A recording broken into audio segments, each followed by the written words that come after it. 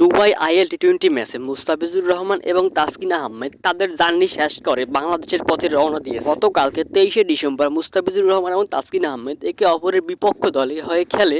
যদিও তাসকিন আহমেদ হারে এবং মুস্তাফিজুর রহমান জিতে এবং মুস্তাফিজুর রহমান তার দলকে প্লে অফে নিশ্চিত করে।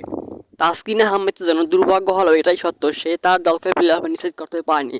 যদি তাসকিন আহমেদ 6 ম্যাচে 9 উইকেট পেয়ে তারপর সে দেশে আসে এবং মুস্তাফিজুর রহমান সর্বোচ্চ উইকেট শিকারী একজন পেস বোলারের মধ্যে 8 ম্যাচে 15 উইকেট পেয়ে সে সর্বোচ্চ উইকেট শিকারী 1 নম্বরের থেকে তারপর সে সেই দেশ থেকে ত্যাগ করে, কারণ তার দেশ আগে, দেশের জন্য খেলা আগে। এবার বিপিএল এ মুস্তাফিজুর রহমান রংপুর রাইডার্সের হয়ে মাঠ মাতাবে এবং অন্যদিকে ঢাকা ক্যাপিটালসের হয়ে তাসকিন আহমেদ কাঁপাবে, যেখানে তাসকিন আহমেদ গত বিপিএল ছিল সর্বোচ্চ উইকেট শিকারী। মুস্তাফিজুর রহমান এবং তাসকিন আহমেদ তাদের দুবাই আইএল টি-20 ম্যাচের জার্নিটা কেমন হয়েছে আপনারা কমেন্টে জানিয়েবেন।